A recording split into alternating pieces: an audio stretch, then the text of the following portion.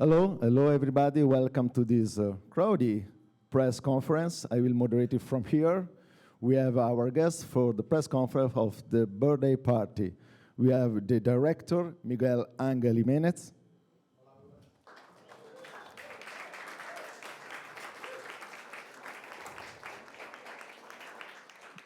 The actor, Willem Dafoe.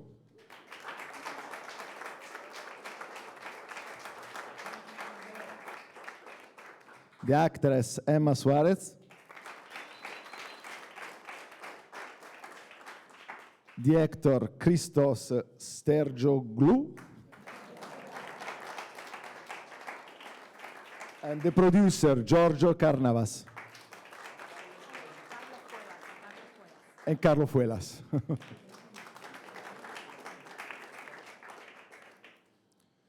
So, Miguel, my first question is about the movie. The birthday party is a movie about power and how the power corrupt everything, even the most intimate dude. And it's just the exercise of the power itself. How did the idea of the movie come about? Well, I think, hola, muy buenas otra vez. I think everything was in the wonderful novel of Panos Karnezis, The Birthday Party. So much respect for this author. And when Carnavas asked me to develop with another scriptwriter and we were working on it, well, I think that the atmosphere of this huge and somehow horrible father overtaking the destiny of the daughter, making this. He has a very hard agenda on him. I think it's an exercise of showing how power in everything, in families. This family is a very wealthy and rich family, but could happen also in a poor or normal family, how the pressure of the parenting sometimes is suffocating you. No? So this was more or less the main thing for me. And Mr. Dafoe, the character of Marcos is a larger-than-life character. He's so cruel, so violent, so egoist. How would you describe him? And how much the loss of his son afflict his behavior? I'm not going to describe him because I do him.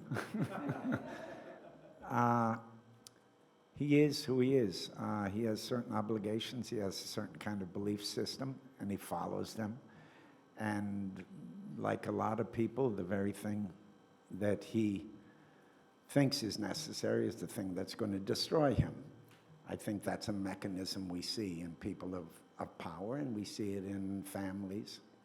The second part you said, what was it? The loss of the son.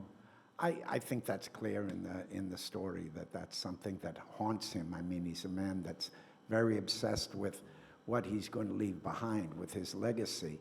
So his son was the natural continuation, the natural heir to satisfy that. When that gets taken away, it becomes like something out of a Greek tragedy, where it becomes the fatal thing that pushes him to do these other things, to try to control his life and the lives of others, so this sort of thing doesn't happen. So, Emma, let's talk about your character. Is one of the more controversial characters in the movie, I think, because she's full aware of the monstrosity that Marcos could do, but despite this, she's still in love with him. Sometimes happens like this, and you cannot do anything. You know, it's very difficult to be in that position for a woman. But I think in this film, well, excuse my English because I'm Spanish and I try to speak English. Maybe in Spanish it's better for you. No. You're doing fine. You're doing fine. Okay. Thank you for coming anyway. So I'll try. This woman is completely in love. Is under the pressure of this love. She tries to be free, but in the moment that happens the film, she tries to get something from this man because she's so tired about the relation, no? And always he wants something from all the people, you know? She tries always to get something from the people, even from this woman too. So there is a thrill. A thrill? A trato? Un trato? A deal. There is a deal, no? Okay, let's have this deal. But finally, well, I think the film talks about the corruption of the power, about the difficult to be for a woman in this kind of relation, in that weather, no? We are talking about 1970s. The patriarchy, and everybody knows about what happened when we are in this kind of relation, no? It's very difficult to get outside. Do you understand what I'm talking about? Okay, thank you. I think it's okay for now. So, Christos, let's talk about your character and the relationship he has with Marcos. Is the only one that is the courage to face him in the end. Okay, I'm his doctor, but we had some kind of relationship, I mean, in the past. And it was one night in the past that it's not sure that they made love or not. But anyway, Patricius is still in love with Marcos, and now he came to this birthday party, and Marcos wants him to do something for him, and he didn't invite it because he loves him. And there is a complicated relationship, very difficult one, and I feel very happy because we did it. I mean, some very difficult scenes with Willem and with Emma. And with Emma was strange because we were both in love with the same person, but this person is not a very good person, I suppose, but for us is the best. So we have this kind of relation, being in love with the same person, and then we started to have a very nice relationship with Emma. It's complicated, but it was very sensitive, and I feel very happy playing this part. Thank you. Jorgos, I would like to talk about the production value of the movie and the amazing location you find. And about what? The location you find, the location. Iceland is amazing. Yeah. Well, you know, it's always a beautiful challenge when you are trying to make a period film. You try to stay as truthful to the period. So we tried to find physical locations to do it. Problem is that it's not very easy because we have destroyed so many beautiful places in Greece that you can find, you know. So it was really, you know, we were looking for a couple of years to find the right locations to do the film, also to have the specific aesthetic flair that Miguel was looking. We ended up shooting mostly in Corfu, in a location that at the end we found out that the story of the owner of this location was very close to the story of the film, which was very spooky for us. I think Antonis found some letters in the house, and we were like, Jesus, what is happening here? Yes, again, we tried, you know, it's always difficult to recreate a period. I think we tried to be as close possible. And we also, I think it was very important that Miguel really cared about the characters. Yes, you care about the setting, the locations, but it's a very human film. You stay close to the people and you try to understand them and what are the motives of their actions, because it's a very choreographed film, you know? All the time something is happening with two people and then somebody gets in and then it shifts. So, yeah. And what did intrigue you more about the story? Why you decided to produce the movie? Why we picked the story? Look, when I initially read the book, for me it's a very clear ancient tragedy, Greek ancient tragedy setting. It reminded me the story of Agamemnon with Iphigenia. This guy, some 1,000 years ago, decided that he can sacrifice his daughter because it was good for the empire. We need to make the ships sail to Troy. So you see this as a story that is happening throughout the centuries. It's part of the human nature, in a way. These bigger-than-life characters, it's so important for us when we try to design a film. It's so important when you get close to a story and you can see that you can have characters that can be challenging for actors. And that was a very clear case with this book. Of course, the book is much bigger. I mean, it has a lot of flashbacks of his life. It's a very enjoyable book, by the way. And we took the very strategic decision very early on to concentrate in those 24 hours. Let's say we have a small flashback in the beginning, but basically it's like 30 hours of real time happening in the film. Yeah. Miguel, I would like that you talk me a little bit about Sophia, the character of the daughter. What she tried to achieve lying to her father about the pregnancy. Well, it's a pity that this wonderful actress, big Carmen Sone, is not with us because had some problems, but she's with us somehow. She was so important during the shooting. She's a rebel. She wants to rebel against everybody, but I love her with everything.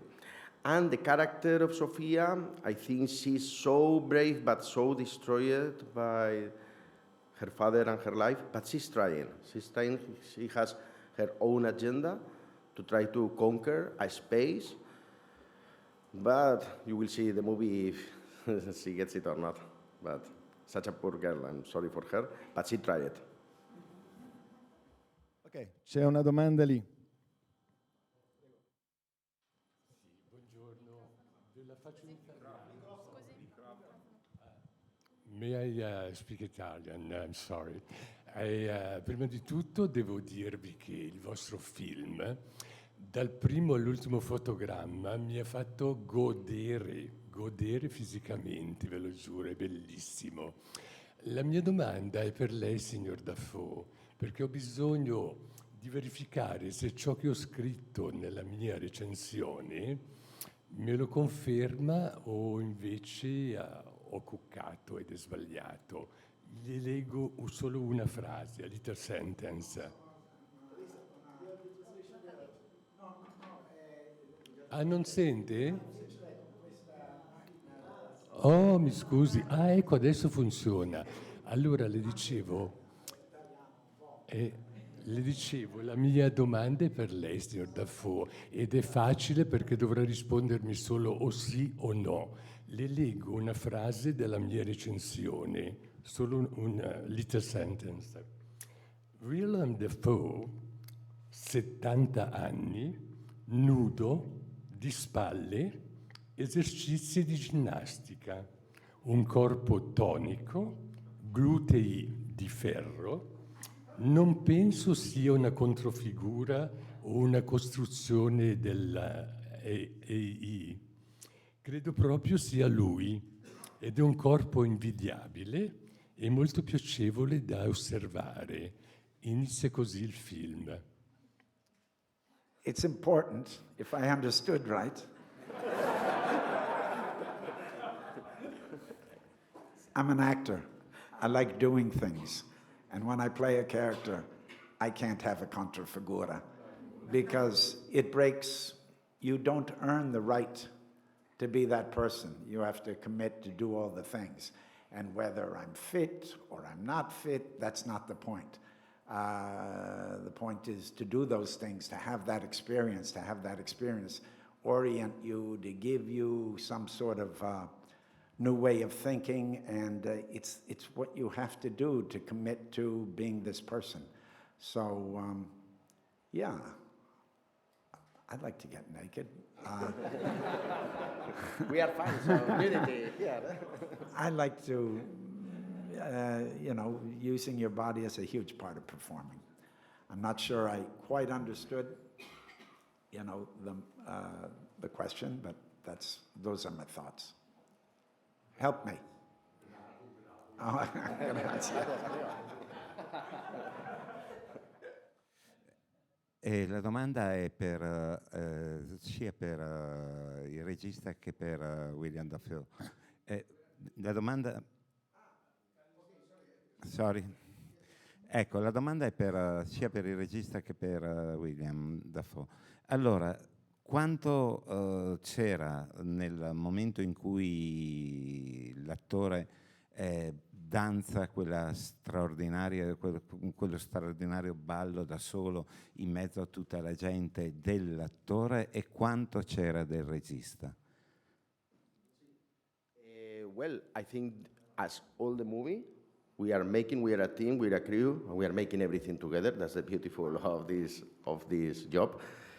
In the script, we were thinking that this man, for me, it was my idea at the beginning, he's suffering so much, thinking on his own agenda and what he's going to face through the night, that this dancing was trying to fight with his own balance in a physical way. And there is, for me, in my head, because he will have his own ideas, there was a huge power on the earth trying to bring him down, and he's fighting with balance and the agenda on his head. Then we made some beautiful shots. I like them. I'm proud of Gris Jordana, which is the DOP, and she was wonderful. We made it in the darkness. He was learning very well for me how to dance. I don't know anything about Greek dancing, and we respect so much the Theibekiko thing. But for me, it was a portrait of the loneliness of this man and his struggling during the dancing. And he made it for me in a very beautiful way. It was a nice thing for an actor to do, because here you have this kind of abstract mea culpa, or this very private thing done publicly. So this man that controls everything, he gets out there and through a physical form has a meditation, has a confession, has something very personal that he does in a public way. And I think that was evocative, and I like to dance. Question to the director, to Willem Dafoe. Does Marco is inspired to some real characters like Onassis or other powerful men of the history? I think it's our own universe. For sure you can think in people, but this is beautiful. When you see a book or a picture, you can think whatever you want, but it's our own universe. It's about power, and you can transfer this to anyone. I didn't think so much of another figure. One thing that I did have to understand, it being a film set in the 70s, and with some of his relationship with some political figures, I had to understand that kind of mindset, what the situation was about resources, about the shipping industry, and that those sorts of things brought me close to some people, but I didn't think of a model for it. It's funny because, my life is very far away from his, but that's one of the pleasures of being an actor, and sometimes I think it's very important to go towards something, and in that going towards it, there's an understanding that's sometimes more interesting than if you've lived it. So I kind of resisted. I had enough to work with and enough to engage me that I didn't feel the need to go and read about Marcos, or I read about Onassis, or a figure that that was similar. E volevo chiedere al regista una cosa. All'inizio parte il film con O mio babbino caro. Con O mio babbino caro. È ironica l'idea di aver messo quella musica, o come era pensata l'idea di mettere quel brano? Okay, well, we were deciding together all the musics of the film, and Yorgos also, he has a lot of experience with music, and I was following a lot his advices, and we were trying a lot to make sense, no, with the music through all the film. So I have to say that most of all the songs that you hear in the film, and there is a lot because it's a party, so we have a lot of music, everything has a sense. And of course, the suggestion was wonderful because it was the huge contrast between what is going to happen that night and Maria Callas singing this famous. So it was totally related. But during the film, we have a lot of small things like that. I enjoy a lot the music work we did together. We have no time for other questions, so I really would like to thank our guest and thanks all of you to talk with us. Thank you.